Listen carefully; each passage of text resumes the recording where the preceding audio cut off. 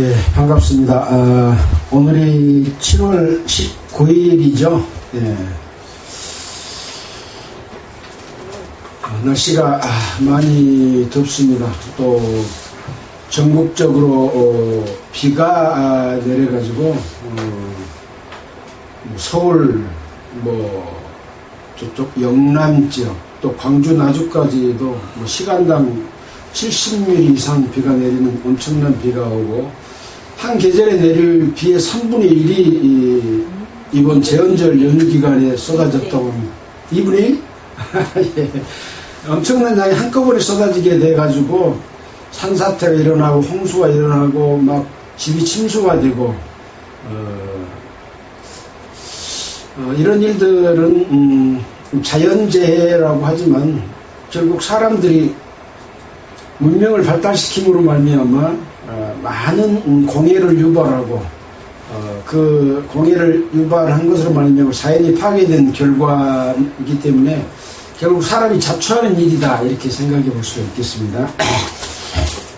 지금 미국이 이란을 다시 공격하는 일이 벌어졌고, 또 이스라엘에는 공중 급유기를 추가로 배치할 계획을 승인을 했습니다. 결국은 전면전 수준에 이르는 것까지 되지 않을까 하는 그런 추측까지 하고 있습니다. 이란도 걸프 지역에 있는 미군들을 공격함으로 말미암아 미군이 사망하고 전쟁이 더 격화되어지고 있는 것 같습니다. 이 자연재해로 인한 기후위기는 캐나다에서는 대형 산불이 동시다발적으로 일어나고, 또 미국의 북동부 지역으로까지 그 연기들이 번져가지고 미국에서 캐나다에 이 대기 오염에 대한 비용을 관세로 부과시키겠다 하고 협박을 하는 이런 상황이 벌어지고 있고, 또 이란은 호르무즈 해협 봉쇄에 이어서 홍해까지도 봉쇄하라고 자기 관리하고 있는 그 조직들에게 말하고 있는, 그래서 세계의 전쟁이나 위험들은 갈수록 커져가고 있는 이런 상황이 있습니다. 우리는 지금 엽기서를 통해서 엽의 신앙을 통해서 우리가 무엇을 배울 것인지를 공부하고 있습니다. 오늘은 엽기 33장과 4장을 하려고 합니다. 자, 그래서 32장에서는 그동안에 이야기하지 않았던 엽의 세 친구 외에 엘리후가 등장을 했습니다. 엘리후는 이 세 사람의 친구보다가 나이가 어린 사람으로서 그동안에 엽과 친구들이 이야기하는 내용을 쭉 들어왔던 사람이지만 감히 나설 수가 없어서 참고 있다가 마치 포도주가 터질 것 같은 그 심정으로 말을 한다고 하면서 아주 화를 내는, 노를 바라는 그런 말로 시작을 합니다.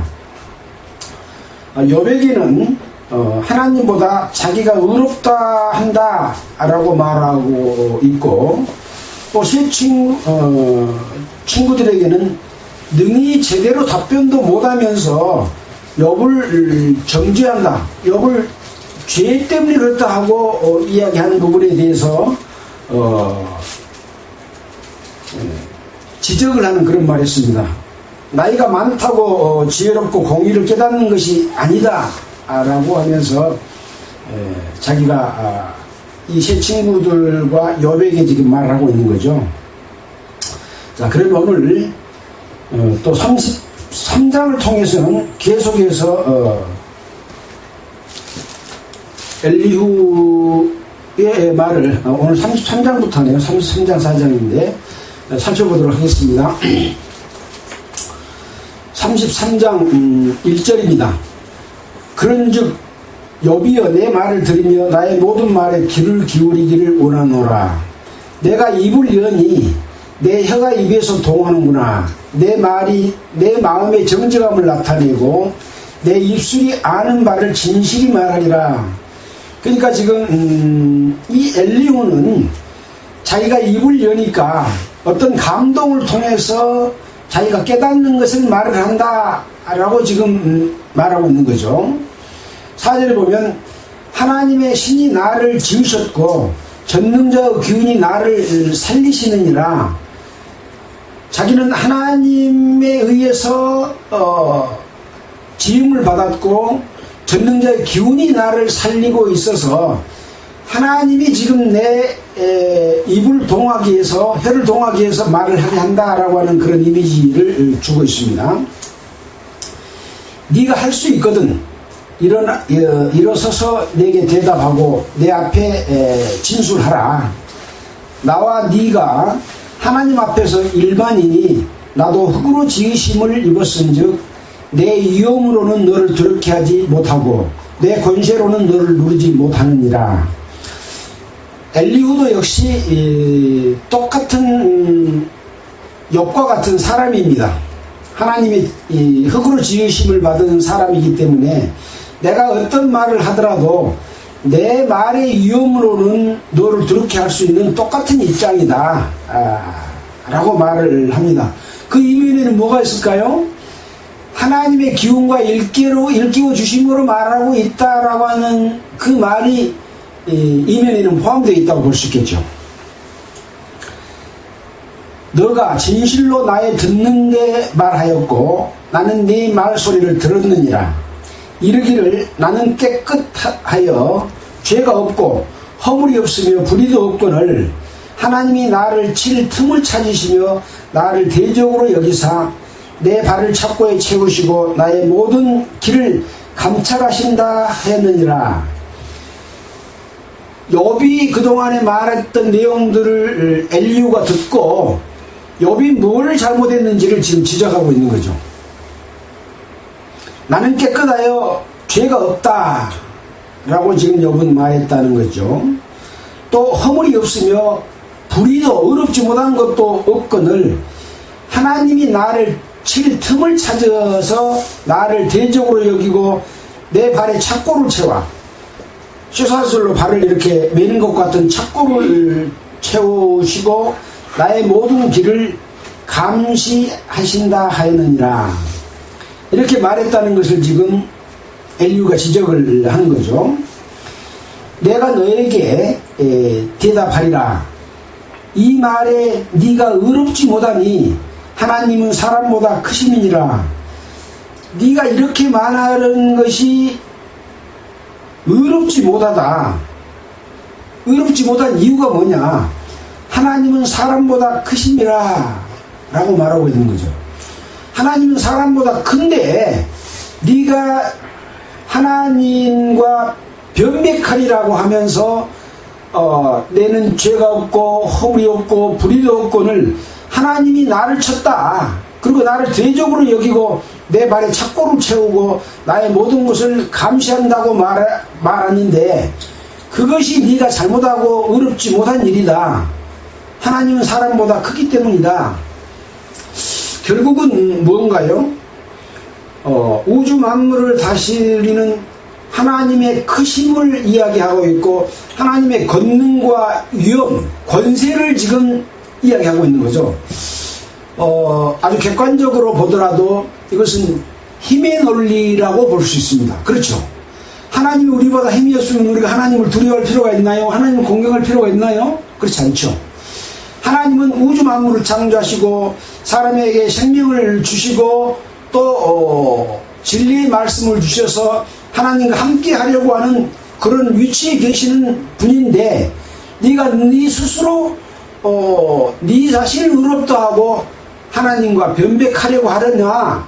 하나님은 사람보다 크기 때문에 네가 그렇게 한 행위 자체가 잘못이다, 죄다 라고 지금 지적을 하고 있는 거죠. 세상도 힘의 논리에 의하여 지배하고 또 지배당하고 있습니다. 다만 정의로운 힘이냐 부당한 불의의 힘이냐에 따라서 현저하게 그 가치가 달라지지 않습니까? 그래서 정의로운 힘에 의해서 통치하게 되면 모든 사람들이 공의롭고 화평하고 행복을 누릴 수가 있지만 불의한 힘으로 다스리게 되면 모두가 다 불행해지는 그런 결과를 초래하는 것이지 않습니까?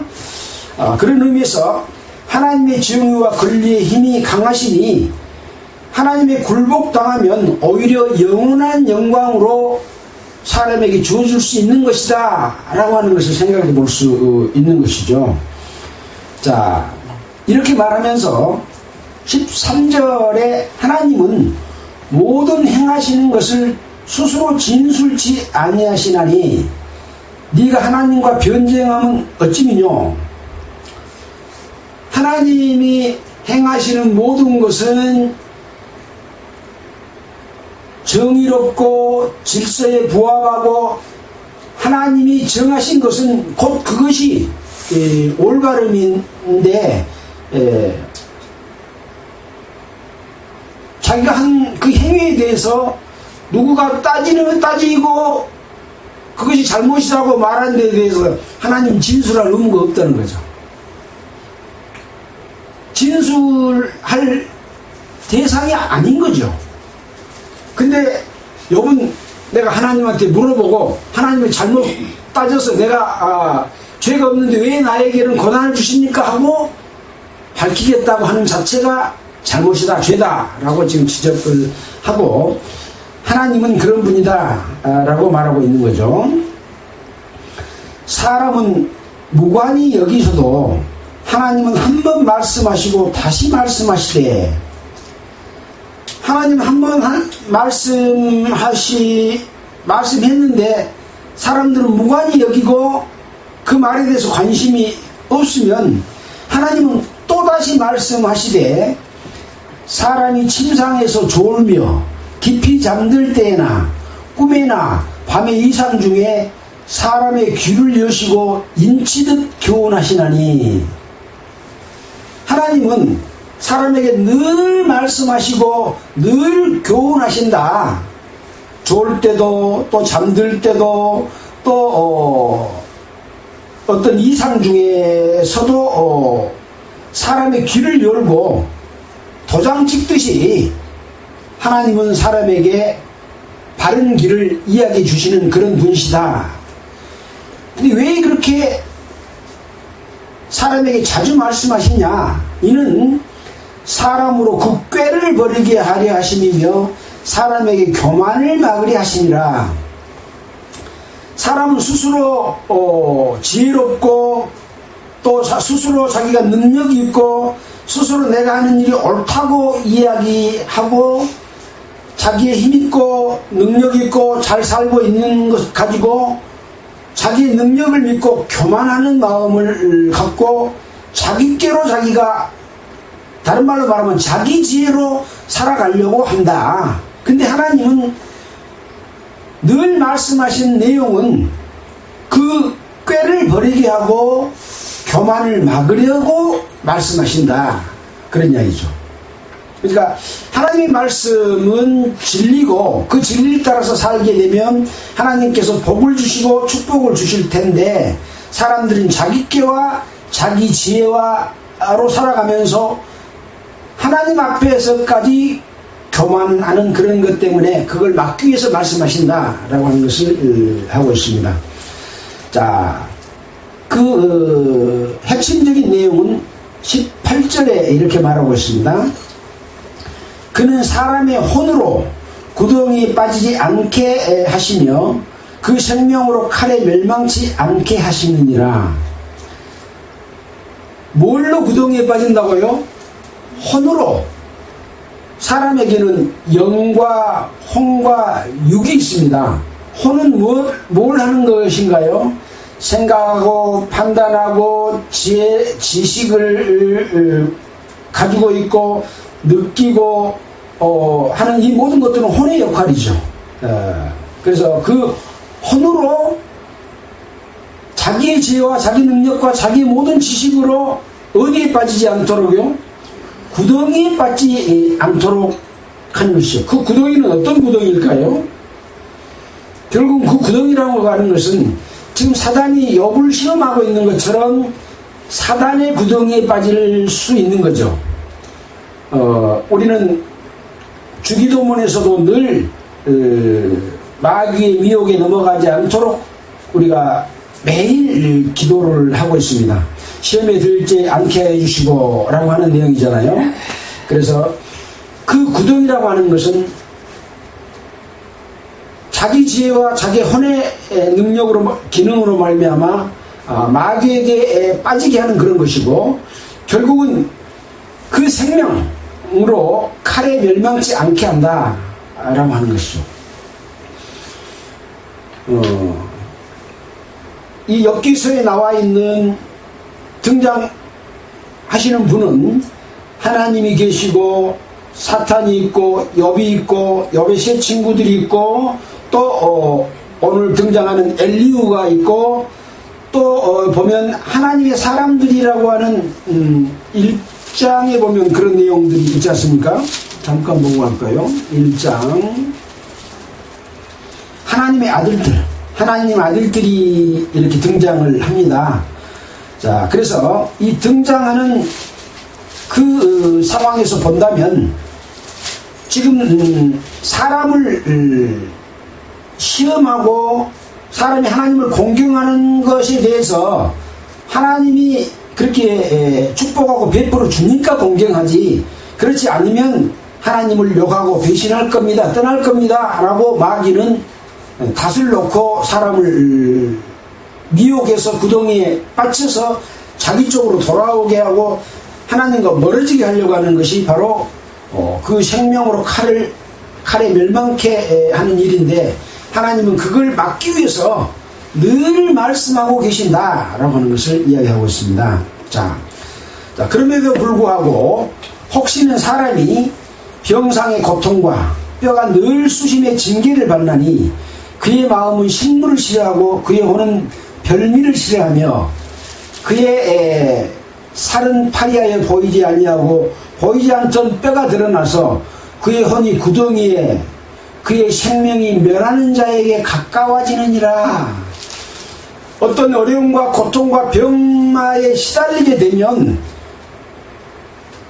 그 세상 것을 즐기던 그 혼도 아주 맛있는 것, 재밌는 것을 줘도 그것도 싫어한다. 또 그의 살은 삐쩍 말라가지고 살 보이지 않고 뼈만 드러나가지고 그 혼이 구덩이에 빠지고 그의 생명을 멸하는 자에게 아주 가까워진다. 그런 상황도 있다라고 하는 것이죠.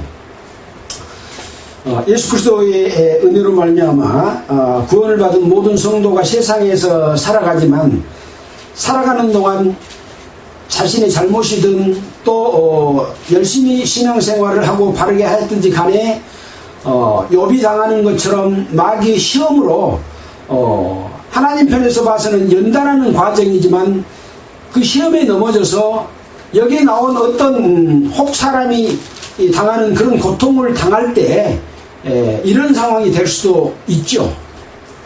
많은 부분을 생각해 볼 수가 있습니다. 때로는 암에 걸리기도 하고 또 재산을 잃기도 하고 자식들을 잃기도 하고 또 수많은 어려움과 고통과 땀 흘림이 일하는 일들도 다 그런 고통이라고 볼 수 있는 것이죠. 그러나 하나님을 믿는 올바른 신앙을 버려서는 안 되겠죠. 그래서 늘 우리에게 말씀하고 계신다라고 하는 거죠. 우리는 창세기에서부터 욥기까지 공부해 오면서 얼마나 그 하나님의 뜻을 이스라엘 백성에게 알리기 위해서 또 세상의 모든 사람들에게 알리기 위해서 수많은 사례를 베풀어 주셨습니까?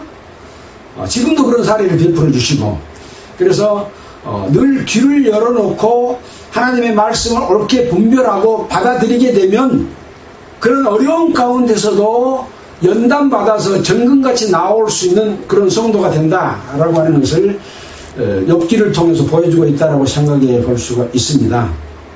자, 23절입니다.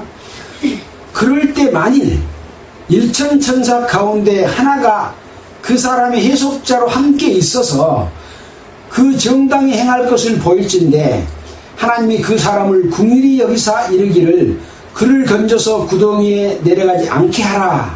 내가 대속물을 얻었다 하시리라. 이것은 어떤 이 어려움 속에서도 성령의 역사와 능력으로 일깨움을 받은 천사가 직접 말하지가 않지 않습니까? 일깨움을 받은 사람이 성경에 기록된 말씀을 통해서나 또는 깨달음을 통해서 그 사람에게 올바른 해석자로서 정당히 행할 것을 알려준다면 하나님은 그 사람을 긍휼히 여기고 그를 건져서 구덩이에서 내려가지 않게 하라고 할 것이다. 그리고 내가 대속물을 얻었다 하리라 하시리라 라고 어떤 천사, 지금으로 말한다면 성령의 역사를 통해서 일깨워 주시는 또 하나님의 뜻을 말씀해 주고 있습니다. 25절입니다. 그런즉 그 살이 어린아이보다 연하여져서 소년 때를 회복할 것이요. 어떻게 보면 욥은 고통 중에 압창으로 인해서 발바닥에서부터 머리 끝까지 지금 기와장으로 빡빡 그래서 상처가 얼마나 많이 나오고 진물이 나고 피부가 엉망이 됐겠습니까? 그런데 그런즉 그 살이 어린아이보다 연하여져서 소년 때를 회복할 것이다 라고 이야기하고 있습니다. 우리가 배너 영화를 보면 어머니와 누이 동생이 문둥병이 들어갔고 그 문둥이촌의 동굴에서 살잖아요. 근데 예수님이 십자가에 돌아가셨을 때 번개치고 하면서 그 살이 다시 정상으로 돌아와서 아주 희어지는 모습들을 보는 그런 상황과 같은 동일한 상황이지 않을까라는 생각을 해봅니다. 물론 영화지만요. 그것을 그렇게 보여준 이유는 인간의 모든 죄를 문둥병에 걸린 것 같은 그 죄를 깨끗하게 용서해줬다, 씻어줬다라는 의미가 그 속에 담겨 있죠. 26절입니다. 그는 하나님께 기도함으로 하나님이 은혜를 베푸사 그로 자기의 얼굴을 즐거이 보게 하시고 사람에게 그 의를 회복시키시느니라.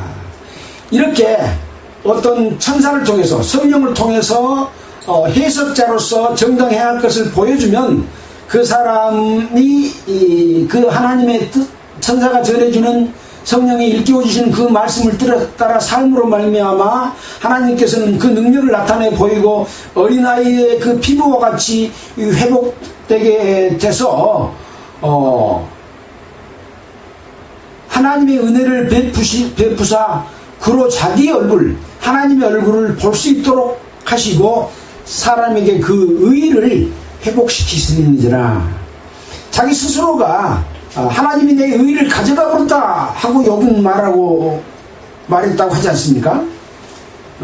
자기가 의로운데 그 의를 하나님 뺏어가 버렸다 라고 말했는데 그 의를 회복시키고 그 회복시켜줬다는 것을 알 수 있도록 해주시는 자기 얼굴을 즐거이 보게 하시고 하나님을 즐겁게 볼 수 있는 그런 사람으로 바뀌어진다 라고 하는 것을 말하고 있습니다.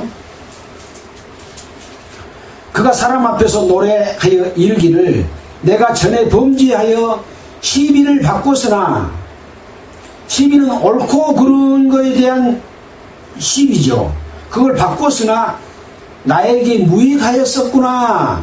하나님과 쟁론하려고 하는 것 자체가 시비거리가 안 된데 잘못 시비를 했고 그것은 나에게 무익했다. 아무 유익이 없구나. 하나님이 내 영혼을 건지사 구덩이에 내려가지 않게 하셨으니 내 생명이 빛을 보겠구나 하리라. 어떻게 하면 천사가 와서 해석자로서 정당히 행할 것을 알려주면 이죠. 결국 그래서 어떤 신앙생활에 문제가 있고 고통 중에 있을 때 성령의 역사로서 말씀을 통해서 회복할 수 있는 길이 있고, 그렇게 되면 다시 회복해서 생명의 빛을 보게 된다라고 하는 것을 말씀해 주고 있습니다. 29절입니다. 하나님이 사람에게 이 모든 일을 제3 행하심은 그 영혼을 구덩이에서 끌어 돌이키시고 생명의 빛으로 그에게 비추려 하심이니라. 욥이 귀를 기울여 내게 들으라. 잠잠하라. 내가 말하리라. 만일 할 말이 있거든 대답하라. 내가 너를 우습게 하려 하노라 하노니 말하라. 만일 없으면 내 말을 들으라. 잠잠하라. 내가 지혜로 너를 가르치리라. 지금 사실 엘리후가 하나님의 그 깨닫게 해주시는 말씀으로 욥을 공부하고 있지 않느냐라는 생각이 들지 않습니까? 예, 너무나 하나님의 뜻에 합당한 말을 하고 있다고 생각이 들어집니다. 이 엘리후의 말에 대한 반박은 성경에 기록이 없습니다. 욥도 반박하지 않았고 새 친구들도 반박하지 않았고 이후에 하나님 말씀하신 걸로 해서 끝이 나거든요. 그래서 이 나이는 비록 어리지만 엘리후가 이 세 사람을 일깨워주는 마치 1만 천사 가운데 하나의 천사처럼 역사해서 해석자로서 일깨워주고 있는 것이 아닌가라는 생각이 들어집니다. 지금 이 세상에는 많은 교회가 있고 교파가 있고 성도들이 있습니다. 그러나 이 거듭난 성도의 무리들이 어느 시간이 지나면서 마귀의 시험은 항상 있으니까요. 의롭지 않는 자는 시험하지 않는다고 그랬잖아요. 시험을 해서 거기에 시험에 넘어가서 사람의 방법으로 교파를 운영하고 하다 보면 결국은 종교 집단화 되어버리고 이런 상황 가운데서 이 엘리후와 같은 일천천사 가운데 한 천사와 같은 해석자로서 올바른 길을 행할 것을 정당히 행할 것을 알려준다면 이런 회복을 할 수 있는 길이 된다. 또 하나님께서는 그렇게 하시기를 원한다 하는 내용을 33장에서 우리가 확인할 수 있다고 생각이 되어집니다. 그래서 내 말을 들으라. 잠잠하라. 내가 지혜로 너를 가르치시라. 이 지혜는 하나님이 주신 아까 말한 해석자로서 정당히 행할 것을 보이는 그런 지혜라고 생각해 볼 수가 있겠죠. 자, 그렇게 하면서 또 34장에 계속해서 엘리후가 말을 이어갑니다. 지혜 있는 자들아 내 말을 들으며 지식 있는 자들아 내게 귀를 기울이라. 입이 식물의 맛을 변별함같이 귀가 말을 분별하나니. 지혜 있는 자들아 들으라고 하는 것이죠. 어리석은 자는 들을 귀도 없습니다. 볼 눈도 없습니다. 왜? 어리석음과 자기께와 자기를 믿기 때문에 눈이 어두워져서 볼 수 없는 상황으로 되어버리는 것이죠. 그래서 지혜 있는 자들아 내 말을 들으며 라고 말하고 있습니다. 그래서 지식 있는 자들아 내게 귀를 기울이라라고 하는 이유는 지혜와 지식은 늘 우리와 함께하고 있어야 됩니다. 또 늘 그것을 솔로몬처럼 구해야 되는 거죠. 그래서 지혜와 총명을 주사 하나님의 말씀을 분별하고 그 말씀에 따라 살아가게 하옵소서라는 기도를 날마다 해도 부족하지 않는 그런 기도다. 그런 자들만이 하나님의 말씀을 올바로 들을 수 있는 것이죠. 입이 식물의 맛을 변별한 같이 귀가 말을 분별한다. 우리가 스스로 옳은 것을 택하고 무엇이 선한가 우리끼리 한번 알아보자 라고 지금 엘리후는 욥과 세 친구들에게 지금 말하고 있습니다. 욥이 말하기를 내가 의로우나 하나님이 내 의를 제하셨고 내가 정직하나 거짓말쟁이가 되었고 나는 허물이 없으나 내 상처가 낫지 못하게 되었노라 하니 어느 사람이 욥과 같으랴. 욥이 회방하기를 물 마시듯 하며 악한 일을 하는 자들과 사귀며 악인과 함께 다니며 이르기를 사람이 하나님을 기뻐하나 아무 이익이 없다 무익하다 하는구나 라고 욥에 대해서 지적을 하면서 욥의 잘못을 그렇게 이야기를 해주고 있습니다. 여러 번 했던 그 앞에서도 봐왔던 그런 내용과 같은 내용이죠. 그러므로 너희 총명한 자들아 내 말을 들으라. 하나님은 단정코 악을 행치 아니하시며 전능자는 단정코 불의를 행치 아니하시고, 지금 34장 1절로부터 9절까지는 우리 한번 옳고 그른 것을 지혜롭게 듣고 말을 분별하고 어떤 것이 선하고 옳은 것인지를 한번 알아보자 라고 말하면서, 욥이 본인 스스로가 의롭고 하나님이 내 안에 있는 의를 제하여 버렸고 나를 정직하지만 거짓말쟁이가 되게 했고 허물이 없으나 상처가 낫지 못하게 했다 라고 하는 것에 대해서 엘리후는 욥이 회방하기를 물마시듯 하며 악한 일을 하는 자들과 사귀며 악인과 함께 다니며 이르기를 사람이 하나님을 기뻐하나 무익하다 하는구나 라고 하고 지적하고 있는 거죠. 여기 악한 자들과 함께 사귀며 함께 다닌다고 하는 것은 무엇이겠습니까? 마귀의 미혹이 넘어가 있는 상황이라고 볼 수 있겠죠. 이것을 정확하게 분별하고 구분하고 넘어가지 않으면 자기가 이런 말을 하지 않았겠죠. 하나님이 사람보다 크시고 우리는 하나님과 변배갈 위치가 아니다라고 알았다면 하나님을 원망하는 것보다는 하나님께 기도하고 구하는 마음으로 바뀌었겠죠. 그래서 시시비지가 잘못됐다라고 아까 했던 것처럼 그런 상황이라는 것을 생각해 볼 수 있습니다. 자, 10절부터 28절까지는 하나님은 어떤 분이시다, 어떤 일을 하시는 분이다라고 낱낱이 이렇게 말해주고 있습니다. 그러므로 너희 총명한 자들아 내 말을 듣고 들어봐라. 여기도 총명한 자 보고 들으라고 한 겁니다. 총명하지 못한 자 보고 들으라고 한 말이 아니죠. 자, 하나님은 악을 행치 않고 또 불의를 행치 않는다. 단정코라고 말하고 있습니다. 절대 그럴 분이 아니다라는 것이죠. 단정할 수 있다.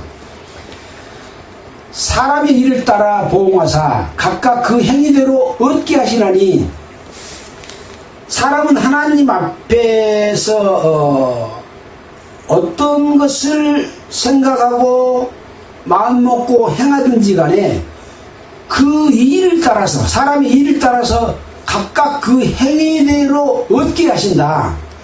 악한 일을 생각하고 악한 마음을 먹고 악한 마음을 행하면 그 악한 대로 얻게 하시고, 선한 마음을 갖고 하나님의 뜻을 따라 의롭게 행하면 또 그 의로운 대로 얻게 하시고, 진실로 하나님은 악을 행치 아니하시며 전능자는 공의를 굽히지 아니하시느니라. 선한 자에게 하나님이 악하게 베풀고 악한 자에게 선하게 베푼다면 공의가 아니죠. 그러나 전능자는 공의를 절대 굽히지 아니하시는 분이다. 누가 땅을 그에게 맡겼느냐? 우리가 살고 있는 이 땅을 누가 하나님께 맡겼겠느냐? 사람이 하나님께 맡겼나요? 아니죠. 하나님이 주권자시고 하나님의 것이죠. 그렇지 않다라고 하는 것이죠. 온 세계를 정하였느냐? 사람이 온 세계를 정합니까? 아니죠. 하나님이 주권자다.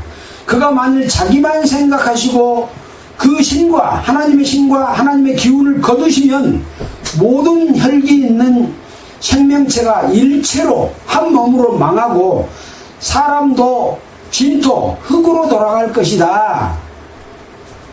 그만큼 하나님은 주권과 능력을 가지시기 때문에 그 주권과 능력을 거두어 버린다면 모든 혈기 있는 생물은 다 멸망하고 사람도 흙으로 돌아갈 것이다 라고 말하고 있는 거죠. 그러니까 하나님이 하시는 일에 대한 엘리후의 보조 설명이라고 할 수 있겠죠. 하나님은 이런 분이다 하고 설명하고 있기도 합니다. 만일 총명이 있거든 이것을 들으며 내 말소리에 귀를 기울이라. 총명이 없거든 이걸 듣지도 못하고 내 말소리에 귀도 기울일 수 없겠죠. 총명이 있거든 들으라고 하는 귀를 기울이라고 하는 거죠. 공의를 미워하는 자시면 어찌 치리하겠느냐. 공의가 없는 자는 치리해서는 안 된다고 하는 것이 질서고, 어쩌면 질서 가운데 존재하는 법이라고 할 수 있죠. 하나님의 법이 있고 자연의 섭리가 곧 질서고 법입니다. 사람들이 살아가는 세상에는 헌법이 있고 각종 분야별로 각종 법이 있습니다. 문명이 발달하면 발달할수록 그 문명을 이용해서 악한 일, 다른 사람에게 해를 끼치지 못하도록 공평하도록 법을 만들어서 잘못된 것을 제외하는 법이 있죠. 근데 치리자가 그 법을 어기지 않으면 치리할 자격이 있나요? 없나요? 그는 치리할 수 있는 자격이 없는 자다. 그러니 모든 사람들은 그 치리할 수 없는 사람을 뽑아서는 안 되겠죠. 그러나 세상은 그렇습니까? 온갖 죄를 짓고 불법을 행하고 탐관, 오리, 선거법도 악용해서 1인 2투표, 3투표 하면 그 사람이 당선돼도 잘됐다 하고 하는 그런 잘못을 저질 수가 있는 거죠. 그런 사람들이 어떻게 될지 한번 보겠습니다. 하나님의 질서는 세상에서도 이렇게 이루어진다라고 하는 것이죠. 그 행위에 따라서. 자, 의롭고 전능하신 자를 네가 정죄하겠느냐? 그는 왕에게라도 비루하다 하시며 귀인들에게라도 악하다 하신다. 비루가 뭔가요? 더러울 비자, 더러울 루자입니다. 왕에게라도 잘못하면 네가 더럽다 하고 지적하시는 분은 하나님이시다. 근데 권력자를 누가 더럽다고 말할 수 있나요? 백성이 말도 못하고 끙끙 앓죠. 그러나 하나님께서는 귀인들에게라도 악하다고 말할 수 있는 분이시다. 왕족을 외모로 취하지 아니하시며 부자를 가난한 자보다 더 생각하지 아니하시나니 이는 그들이 다 그의 손으로 지으신 바 됨이라. 이 세상의 모든 사람들은 다 하나님이 지었다. 왕도 지었고 귀인도 지었고 부자도 지었고 가난한 자도 지었기 때문에 하나님께서는 공의고 공평하게 그 질서를 지키는 자들에게 말할 수 있는 것은, 나쁘다 더럽다고 말할 수 있는 것은 하나님이 다 지으신 바 되기 때문에 하나님의 주권 아래에 있어서 하나님의 주권과 질서를 거역할 수 없다. 그것이 곧 법이고 규례고 질서다. 그런 거죠. 하나님의 주권과 능력을 이야기하고 있습니다. 그들은 밤중 순식간에 죽나니 백성은 떨며 없어지고 세력 있는 자도 사람의 손을 대지 않고 제함을 당하느니라. 결국은 그런 자들은 순식간에 죽고 밤중에라도 죽고 백성은 떨며 없어지고 세력 있는 자도 사람의 손을 대지 않고 없어지게 됨을 당하게 된다. 그러나 이 세상은 악한 자에게 속히 징벌이 행하지 실행되지 아니하므로 인생들이 악을 행하기에 마음이 담대하다라고 하고 있기 때문에 당장 처벌은 이루어지지 않지만 반드시 하나님의 심판대 앞에서 처벌을 받게 된다라고 하는 것이죠. 그러나 악하게 이루어지고 있는 세상을 하나님은 기뻐하시는 것은 아니죠. 그래서 악한 자와 악한 지역과 그런 데는 더 많은 벌과 심판이 중간중간에서 있었던 것이 하나님의 뜻이라고 할 수 있는 것입니다. 근데 하나님의 뜻은 이런데 세상은 안 그래도 돼 라고 말하는 것은 더 악한 일이죠. 29절입니다. 주께서 사람에게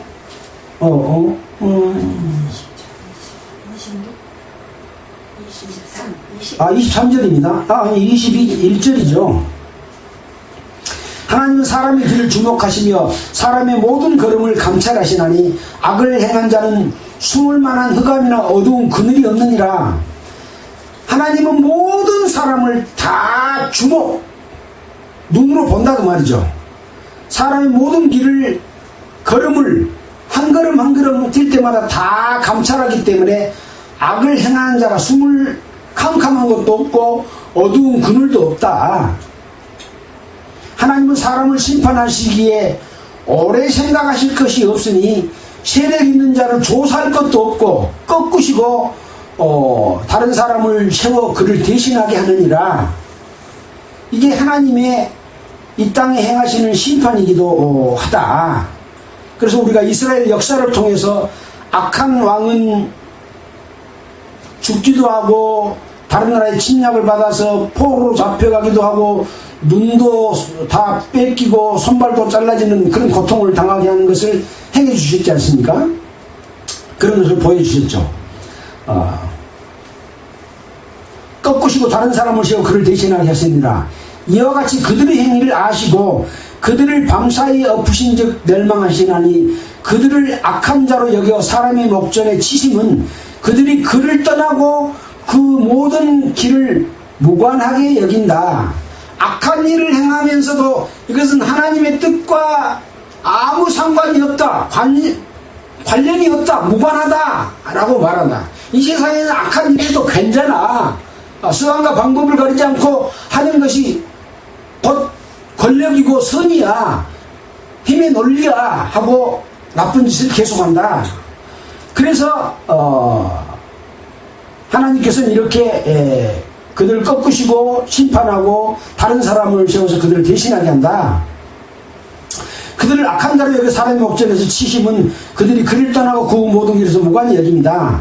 그들이 이와 같이 하여 가난한 자의 부르짖음이 그에게 상달케 하며 그렇게 바꿔줌으로 말미암아 가난한 자의 부르짖음이 상달케 되고 환난 자의 부르짖음이 그에게 들리게 하느니라.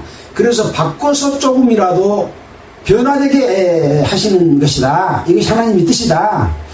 주께서 사람에게 평강을 주실 때 누가 감히 잘못하신다 하겠느냐. 이렇게 행하셔서 사람에게 평강을 주실 때 누가 감히 하나님 보고 잘못했습니다 하겠느냐. 주께서 자기 얼굴을 가리우실 때 누가 감히 배울 수 있으랴. 나라에게나 사람에게나 일반이시니 이는 사특한 자로 권세를 잡아 백성을 함의하지 못하게 하려 하시느니라. 하나님의 뜻과 그 권력 행하심과 심판하심은 바로 이런 것이다. 나라에게나 사람에게나 똑같다. 이는 사특한 자, 사기쳐가지고 죄를 짓고 하면서 권세를 잡아서 백성을 함해하지 못하게 한다. 함해가 무슨 말인가요? 빤질할함, 해할해, 남에게 재앙의 해를 받게 한다. 남을 모함하여 해를 입힌다. 권력 가지고, 사특한 권력을 가지고 백성을 이렇게 해를 받게 하거나 모함해서 해를 입히지 못하게 하려 합니다. 이것이 하나님의 뜻이고 사람에게나 나라에게나 똑같이 적용되는 그런 일입니다.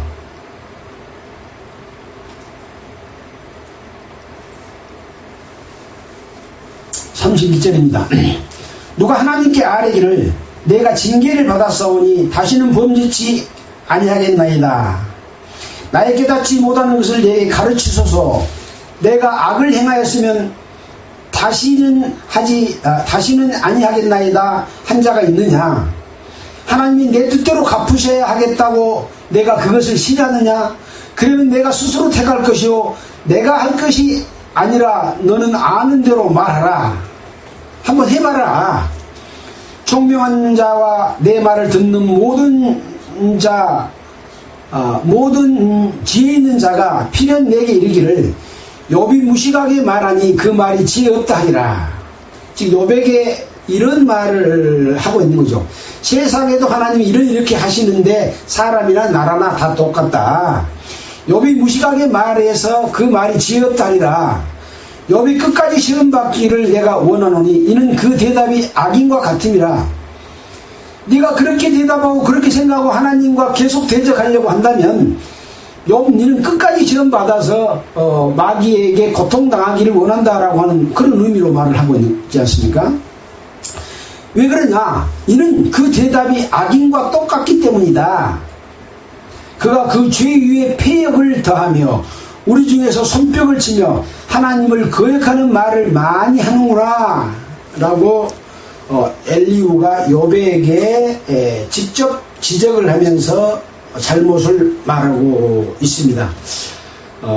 엘리후가 욥과 그 세 친구들에게 말을 하고 있지만 마치 한 천사와 같이 어떤 해석자로서 올바르게 행할 정당한 길을 보여주면서 세상은 이렇고 세상의 악한 주권자도 이렇게 되고 그렇다.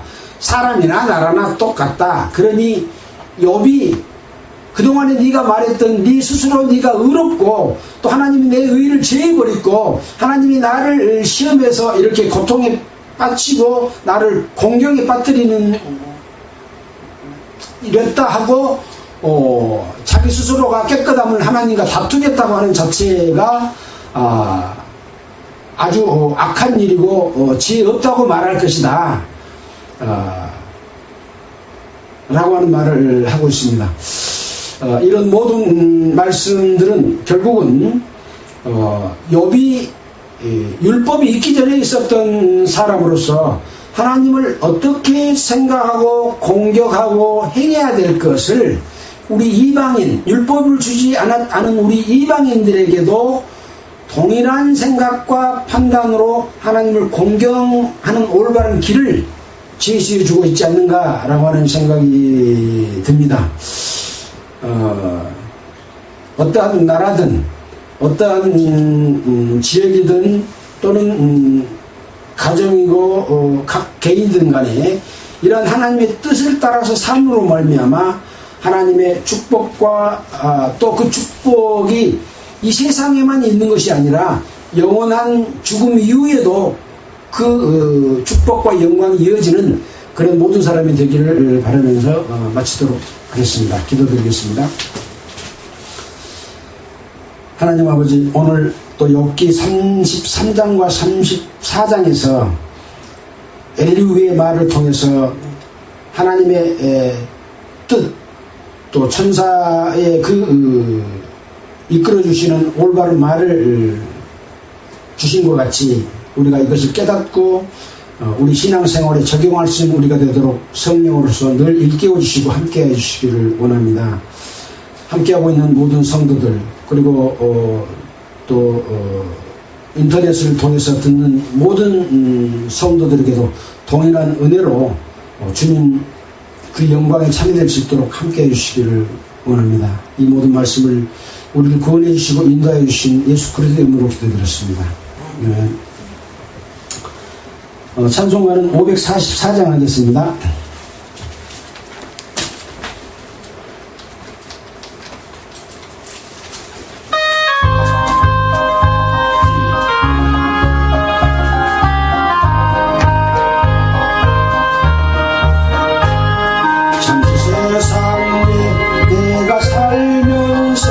항상 찬송 부르다가 나의 저물어 오라 하시며